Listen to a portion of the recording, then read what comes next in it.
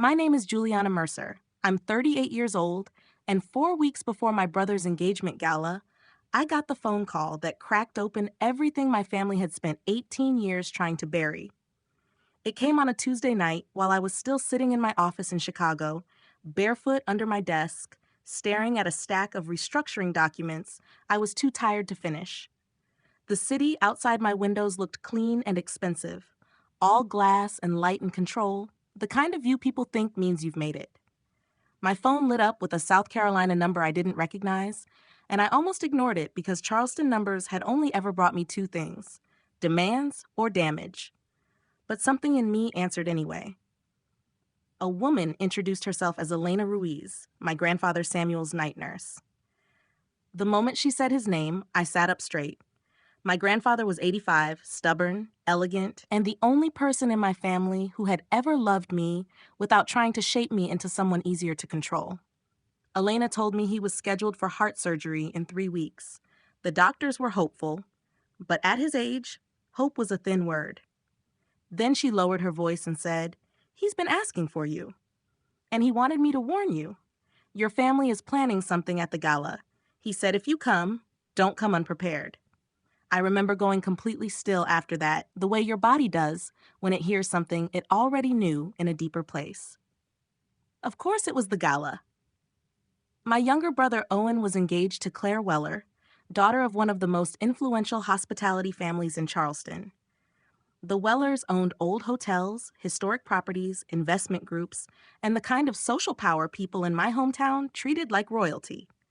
My father had been circling them for months, desperate to lock down funding for a waterfront redevelopment he had been boasting about all over the city. He wanted their money, their name, their approval, and if he had decided I could be useful in that pursuit, then I already knew the role he had written for me. I wouldn't be there as a daughter. I would be there as a warning, a joke, a carefully staged example of what happened to people who didn't obey Leonard Mercer. Elena hesitated before she spoke again. "Your grandfather also said," she told me softly, "that there are still things in this family that belong to you, no matter what they've said." After we hung up, I sat in the dark office with my phone still in my hand and felt 18 years collapse inward all at once. When I was 16, my grandfather gave me something my father never forgave. It wasn't flashy. It wasn't the kind of gift that sparkled in a box or made people clap at a birthday dinner. It was a set of Class A voting shares in Mercer Wharf Holdings and legal rights tied to an old river easement on the Charleston waterfront. I barely understood the details then, but I understood one thing very clearly. My grandfather had chosen to place real value in my hands, and my father had seen that as betrayal. By 20, I understood exactly how much it mattered. That was the year Leonard Mercer called me into the dining room, slid a folder across the polished mahogany table, and told me to sign it. He said it was a formality. He said he needed to consolidate ownership. He said I was too inexperienced to be involved in serious business decisions. What he meant was simple. He wanted what my grandfather had given me, and he expected me to hand it over because he was my father, and because in his world, daughters were supposed to cooperate. My mother sat at the far end of the table in a cream blouse, one hand around a wine glass, not looking at me directly. She never liked getting her hands dirty when there was cruelty in the room. My father preferred force. My mother preferred polish. "Juliana," she said in that soft, exhausted tone she used whenever she wanted me to feel like a disappointment without having to say the words, "Why must everything become difficult with you?" I looked down at the signature line, at the neat blank space waiting for my compliance, and something in me hardened. I told him no. Everything after that happened quickly, but not so quickly that I couldn't feel each cut. 3 days later, my tuition account was emptied. A week after that, my father told me I clearly wasn't mature enough to be supported by this family if I wanted to act like I was above it. My mother called my refusal selfish. Owen, who was only 12 then but already old enough to understand how power worked in our house, stood in the doorway watching me like I was some thrilling scene in a movie. No one stopped what came next. No one said maybe Leonard had gone too far. By the end of the month, I was out. The story they told the city was cleaner than the truth. They said I had become unstable, rebellious, ungrateful. They said I wanted freedom and had turned my back on the family. Charleston loves a graceful lie. It can wear pearls and pass for truth at brunch. The real story was uglier. I was thrown out because I would not sign away what was mine. I left with one suitcase, a laptop, and just over $200 in my checking account. The first year on my own stripped me down to nerve and instinct. I waitressed. I tutored undergrads. I took every shift no one else wanted. I learned how loud loneliness could be in a cheap apartment with thin walls and no furniture except a mattress on the floor. But I also learned something my family had never intended for me to discover. I was not helpless. I was not weak. And I was not what they said I was simply because they said it often enough. I finished school on grants, loans, and spite. Then I went to law school because after what my father tried to do, I wanted to understand power at its source. I wanted to read every clause before anyone could ever again smile across a table and call theft a formality. Years passed. I built a life in Chicago piece by piece. I became an attorney, then a better one, then the kind of one corporations hire when the numbers are large and the consequences are ugly. I got married once, briefly, and left when I realized I had chosen a man who needed me smaller than I was. The divorce became another gift to my family's mythology.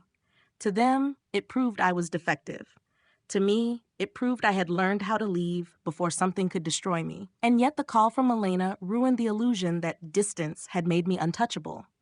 Because my grandfather was still there, still in Charleston, still inside the orbit of the people who had spent years treating me like a cautionary tale instead of a daughter. By midnight, I had booked a flight. At 12:14 a.m., a text from my father appeared on my phone as if he had been waiting for the exact moment to tighten the leash. It said, "Attend the family dinner. Behave at the gala. Then you may see your grandfather." No greeting.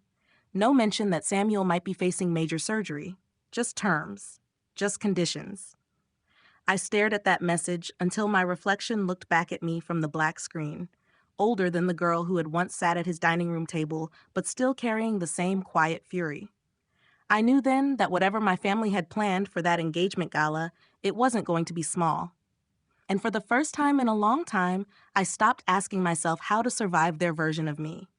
I started asking a different question. If they wanted a performance, what would happen when I finally stopped playing the part they wrote? When I landed in Charleston that Friday afternoon, the air hit me the way it always had, heavy with salt, magnolia, and memory. Some cities let you arrive as the person you've become. Charleston always tried to drag me back into the version of myself it remembered, the girl in a press dress, smiling on command, saying thank you for things that cost too much. I checked into a hotel on Meeting Street instead of going straight to the house. That choice alone would have offended my mother. In her world, independence was only attractive when it belonged to other people's daughters. Mine was treated like defiance. I stood in my hotel room for a long time, looking out at the church steeples and old rooftops, and felt the familiar split inside me. One half of me was the woman who negotiated 8-figure disputes without blinking. The other was still 20 years old, standing in my father's dining room with a pen untouched in front of her, knowing one word would cost her everything. By 6:30, I put on a black dress, gold earrings, and the expression I used in court when I already knew the other side was lying. My parents' house looked exactly as it had when I was a teenager, which somehow made it feel even less like home. The gas lanterns glowed beside the door.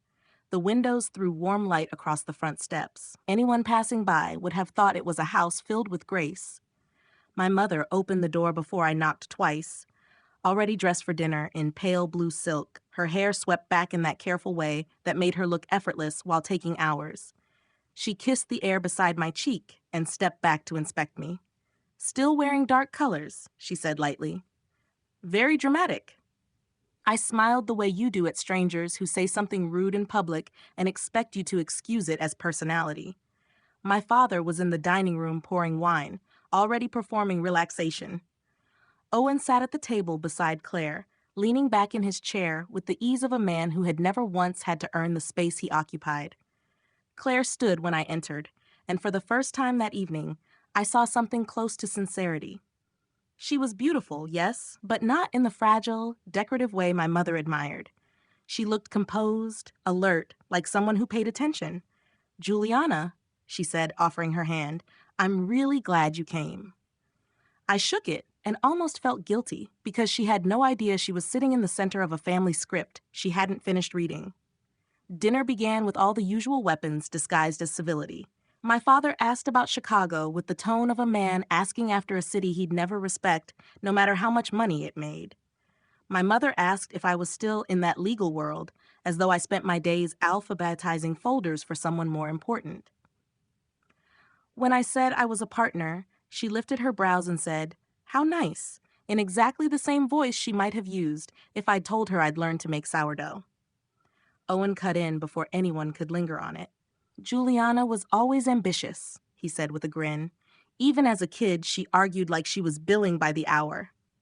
Claire laughed politely, then stopped when she realized no one else at the table was laughing with warmth. It wasn't a family joke. It was a warning wrapped in charm. My father shifted the conversation to the gala, to the guest list, to the Wellers, to the future of the wharf, and how transformational it would be for the city. He said it all with that glowing certainty he used whenever he was building a narrative in real time.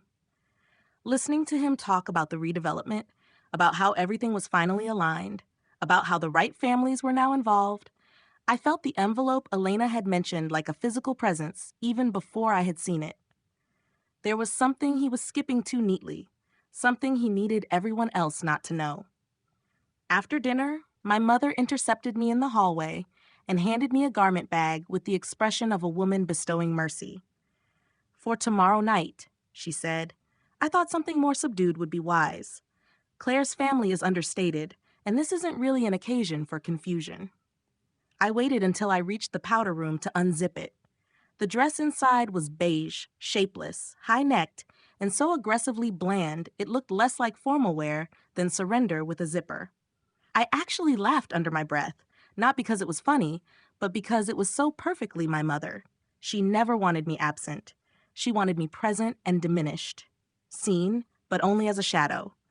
When I came out, Claire was standing near the staircase alone, holding her phone at her side. She looked at the garment bag, then at me. "Is everything all right?" she asked. It was such a simple question, and I almost told her no. I almost told her she was marrying into a family that treated truth like a public relations problem. Instead, I said, "Do you ever feel like everyone in this house is speaking a language you haven't learned yet?" Her expression changed, just slightly. "Sometimes," she admitted. Then Owen called her name from the dining room, and the moment closed like a door. The next morning, Elena texted me an address and a time, and for the first time since landing in Charleston, I felt something other than dread. The assisted living residence where my grandfather was staying overlooked a small garden with camellias and low brick paths. It smelled faintly of lemon polish and antiseptic, the scent of care trying to disguise fear. Elena met me at the desk and took me upstairs without asking for permission from anyone. I liked her immediately for that. My grandfather was sitting by the window in a navy cardigan, a blanket folded over his knees, a book open in his lap. He looked thinner than I remembered, and for a second the sight of him nearly took the air out of me. But then he looked up, saw me, and smiled the same crooked, knowing smile he'd worn my entire life, and the room steadied. He reached for my hand before I had even finished crossing to him. "There you are," he said. "I was beginning to think Chicago had swallowed you whole." I knelt beside his chair, and for the first time in years, I let myself feel how much I had missed someone. We didn't talk about the gala first.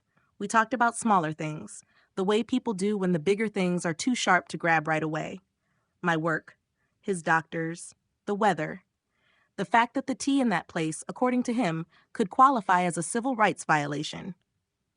Then his face changed, and he looked toward the closed door before lowering his voice. "Your father believes time fixes everything if he waits long enough," he said. "But time doesn't fix character." From the drawer beside him, he took out a long envelope and held it in his lap for a moment before passing it to me. Inside were copies of the original Class A share certificate, the river access easement, and the old operating agreement for Mercer Wharf Holdings. My name was there in black and white, clean and undeniable. Not symbolic shares, not sentimental leftovers, real control. Any major redevelopment required my written consent. I looked up at him, stunned, because part of me had spent 18 years assuming my father had found some way around me after all. My grandfather read my face instantly. "No," he said. "He never got it from you. He just got used to speaking as if he had." I stared at the papers, then back at the man who had protected me in the only way he still could. "Does he know you kept these?" I asked. My grandfather smiled, tired but satisfied. "Leonard knows very little about what I chose to keep." I left that room with the envelope in my bag and a completely different understanding of what the gala really was. It wasn't just cruelty. It was strategy. If the Wellers saw me as unstable, embarrassing, irrelevant, then no one would think to ask whether I mattered. My father wasn't inviting me back into the family. He was positioning me as proof that I had no standing left. On the drive back to the hotel, I called Malik and told him everything. He listened without interrupting, then asked me one question. "Do you want to expose them, or do you want to protect yourself?" I thought about Owen grinning into a microphone, my mother choosing humiliation so long as it was tasteful, my father building million-dollar plans on the assumption that I would stay quiet forever. "Both," I said. That night, from a small desk by the hotel window, Malik and I started building the file that would change the room if they forced my hand.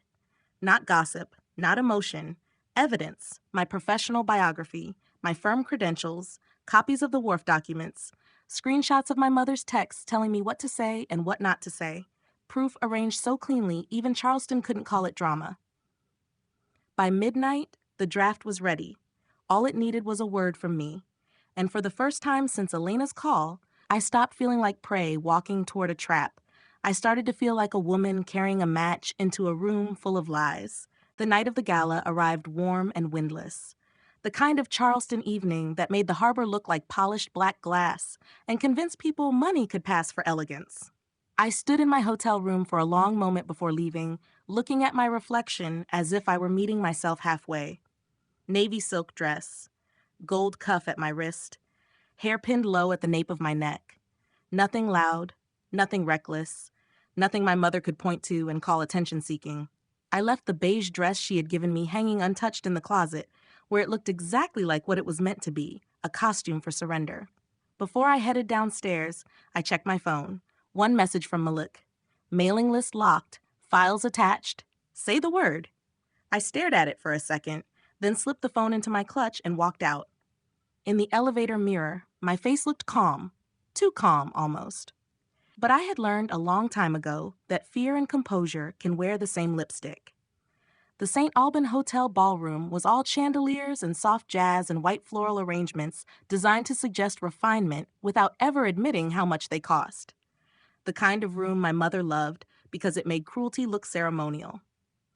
A hostess in black led me to my table without smiling. Table 19. Exactly where I expected it would be, half hidden behind a pillar near the service station, far enough from the stage that I could see everything clearly while still being easy to forget in photographs. I sat down, set my clutch in my lap, and let my eyes travel the room. The Wellers were at the front, of course, surrounded by the kind of people who spent their lives being introduced rather than introducing themselves. Nora Weller sat perfectly straight, silver blonde hair swept back, one hand resting near her champagne glass, like she knew every person in the room was measuring themselves against her, without her needing to try. Claire looked radiant in ivory silk, though not entirely relaxed. Owen stood beside her with one hand in his pocket, and the smile of a man who had never once mistaken attention for danger. My mother moved from table to table in seafoam satin, collecting admiration the way other people collected wine glasses. My father laughed too loudly near the stage, already acting like the deal with the Wellers belonged to him. I watched the whole room like a lit fuse. For a while, everything stayed polished. Waiters floated by with crab cakes and champagne. The jazz trio played low enough to let wealthy people hear themselves talk. A woman at my table asked whether I was still in the city, and I almost admired the efficiency of that phrasing. Not what do you do? Not how have you been? Just a vague little sentence that allowed me to remain both present and unimportant. Chicago, I said. I'm an attorney. Her eyebrows lifted. How nice. That tone again, the same one my mother used. Charleston trained people to reduce women without ever appearing impolite. Across the room, Owen caught my eye and raised his glass slightly, as if we were sharing a private joke. The only private thing between us was how long he had enjoyed watching me absorb things no one should have to absorb. My phone vibrated once in my lap. Malik again. I'm upstairs. Ready if needed. I didn't answer. Not yet. I was still holding on to one last stupid, fragile hope that they might stop short of total humiliation. That maybe whatever Elena had heard was ugly, but not catastrophic. That maybe 18 years had changed something in them.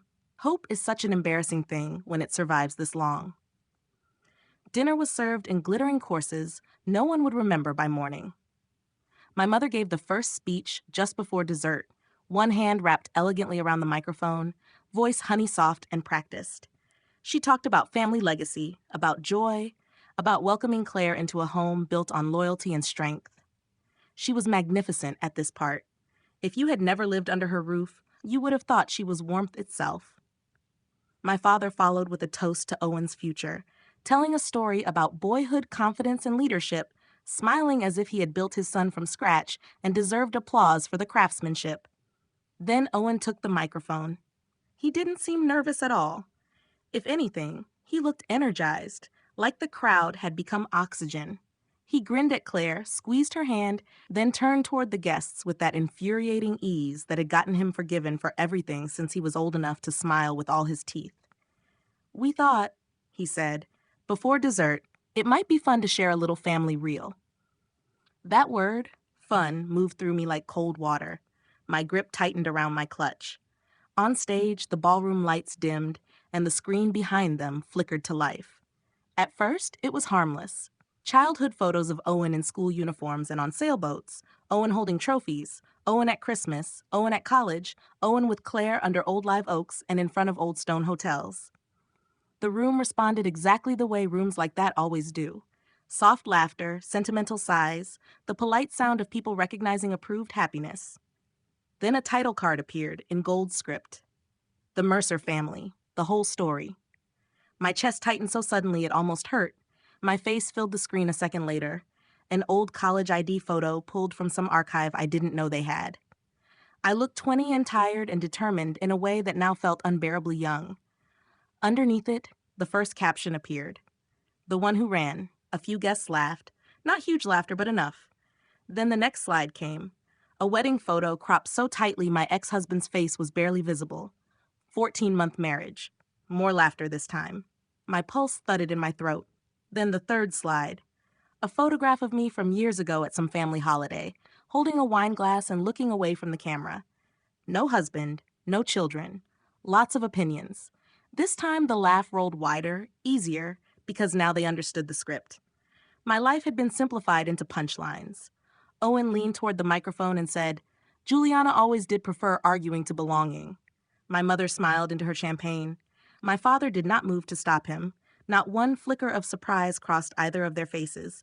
This wasn't a joke that got out of hand. It was choreography. Something in me went perfectly, almost beautifully still. The shame was there, hot and immediate, but underneath it was something harder. Recognition. Final recognition. This was who they were when handed a microphone and a room full of witnesses. This was what they chose. I lowered my eyes to my phone and saw my own reflection in the black screen before I unlocked it. My fingers did not shake. Upstairs, 3 floors above me, Malik was sitting with the finalized mailing list, the attachments, and the draft we had built line by line from truth. All it needed was permission. Around me, the ballroom was waiting to see whether I would shrink, whether I would laugh weakly and swallow it the way I had swallowed so much before. The next slide began to load, and I didn't wait to see what fresh cruelty they had queued up for dessert. I opened the message thread with Malik, typed one word, and pressed send, release. Then I looked up at the screen, at my brother under the lights, at my parents smiling in public like they had never done anything but love me, and I waited for the room to learn who they really were. For one suspended second, nothing happened. The slideshow was still glowing behind Owen, my old face frozen under words he thought would define me, and the room remained caught in that cruel little pocket of amusement wealthy people call awkwardness when they don't want to name it honestly. Then the first phone vibrated, a sharp buzz against crystal and linen. Then another. Then 5 more, scattered across the ballroom like drops of rain before a storm breaks. I watched Claire glance down first, the soft smile still on her lips until it vanished. Nora Weller reached for her phone next, and the moment her eyes began to move across the screen, her whole posture changed. Not dramatically, not theatrically, worse than that. She went still in the way powerful people do when they've just realized they've been lied to in public. Across the room, the preservation board chair lowered his glass and started reading. My mother's phone lit up in her hand. My father checked his a second later, irritation flashing across his face before confusion took its place. Owen saw the room shifting and tried to laugh it off. "Looks like everyone's very popular tonight," he said into the microphone, but the line landed dead. No one laughed this time. Not because they had suddenly grown a conscience, but because they were busy reading the truth I had spent 18 years being denied the right to say out loud. Nora Weller rose first. She didn't raise her voice. She didn't need to. The entire room bent toward her anyway. "Leonard," she said, holding up her phone just enough for him to know she had seen every page, "why am I learning in the middle of my daughter's engagement gala that Juliana Mercer holds approval rights over the waterfront redevelopment you presented as fully controlled?" You could feel the floor tilt beneath the room. My father took one step forward, smile still half fixed on his face as if charm might patch over a legal document. "Nora, this is a misunderstanding," he said too quickly. "Old paperwork, family technicalities, nothing relevant to the actual structure of the deal." I stood then, slowly, calmly, not to perform, just to be visible. "It isn't a technicality," I said, and my own voice sounded quieter than I expected, but sharper too. "It's ownership." Every head in the room turned toward me at once. The screen was still lit behind Owen's shoulder, still calling me the one who ran, but suddenly that caption looked flimsy, decorative, like a cheap frame around something far more solid. Nora looked from me to Leonard and back again. "You told us all approvals were consolidated," she said. "You told us there were no obstacles." My father's face tightened. "There aren't any," he said. And then, because men like him always overestimate how long control can be improvised, he added, "Juliana has been estranged from the family for years. She's not involved." I almost smiled. "You're right," I said. "I wasn't involved until you put me on the screen." The silence after that was unlike anything I had ever heard in a room full of rich people. Not empty silence, active silence. A silence full of recalculation, embarrassment, and social panic. Claire had gone pale. She was still holding her phone, still staring at the documents Malik had sent. My grandfather's share certificate, the river easement, the operating agreement, the text messages from my mother instructing me to tell guests that I did support work, at a small office if anyone asked what I did. Owen stepped away from the microphone and looked at me with naked fury. "You set this up," he said. "No," I answered. "I prepared for you." My mother rose so quickly her chair scraped against the floor. "Juliana, enough," she said, voice shaking now, but not with grief, with fear. "This is neither the time nor the place." I looked at her and thought about the beige dress, the careful smile, the years of polished cruelty dressed up as concern. "You should have thought of that before you turned my life into after-dinner entertainment," I said. Claire turned to Owen then, and the hurt on her face was cleaner than anger. "You told me she left because she wanted nothing to do with the family," she said. Owen opened his mouth, glanced at our parents, then at me, and for the first time in his life, charm failed him. There was no version of this he could spin into teasing, no handsome grin big enough to turn public humiliation into a joke once legal documents entered the room. My father tried one last pivot. "This is a private family issue," he said, voice flattening with strain. Nora Weller turned toward him so completely that for a second I almost pitied him. Almost. "You made it public," she said, "the moment you projected your daughter's private life on that screen." Then she looked at me again, more carefully this time. "Juliana Mercer, Halpern, Pike and Ross?" I nodded. Recognition sharpened her expression. "You handled the Seabrook restructuring," she said. Your firm represented one of our affiliates 2 years ago. I could see the exact second it clicked for the rest of the room. The not quite smiles, the shifted weight, the sudden realization that I had not been cast out into some vague fog of failure, but had been building a life my family found useful only as long as they could keep it hidden. Nora's next sentence cut the room in half. So the woman your family just mocked in public is senior counsel at a firm we have worked with, and she controls the one piece of this deal you never disclosed. She looked back at Leonard. There will be no partnership. Claire's face crumpled then, not into theatrics, but into actual betrayal. She slid the ring off her finger with a small, mechanical motion, as if her body had understood the truth half a second before her heart caught up. When she placed it on the linen tablecloth beside Owen's untouched champagne, the sound was almost nothing. But in that room, it might as well have been a gunshot. Owen stared at it. My mother made a soft, broken sound. My father stepped toward Nora again, then stopped because there was nowhere left to step that didn't make him look smaller. I should tell you I felt victorious. I didn't. I felt clear. That was different. 18 years of being reduced, edited, misnamed, and held at arm's length had built up inside me like pressure.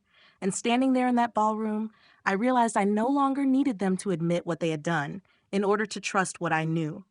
That was the real turning point. Not Nora's rejection. Not Claire's ring on the table. Not even the stunned faces around me. It was the moment I understood that their version of me had only survived as long as I kept arguing with it. My father looked at me, all the confidence gone from his face, and said, "You would do this to your own family?" And there it was, the final lie, polished and familiar. I picked up my clutch, met his eyes, and answered with the calmest truth I had ever spoken in that city. "No," I said. "I just stopped helping you do it to me." Then I turned and walked out of the ballroom while the screen behind me still glowed with the story they had wanted to tell. And the room I left behind finally began to understand the difference between a family narrative and a woman's actual life. Outside, the harbor air hit my skin cool and clean. Malik was waiting in the lobby with 2 paper cups of terrible coffee and a look on his face that asked the question without words. I took 1 cup, exhaled, and looked back once toward the ballroom doors. "It's over," I said. But what I really meant was this. For the first time in 18 years, it finally belonged to me. Thank you so much for staying with me all the way to the end of this story. Your time and support truly mean a lot. If this story touched you in any way, please leave a comment and share your thoughts below. Don't forget to subscribe to the channel and click the bell icon so you won't miss the next story. Take care of yourself, and I'll see you in the next one.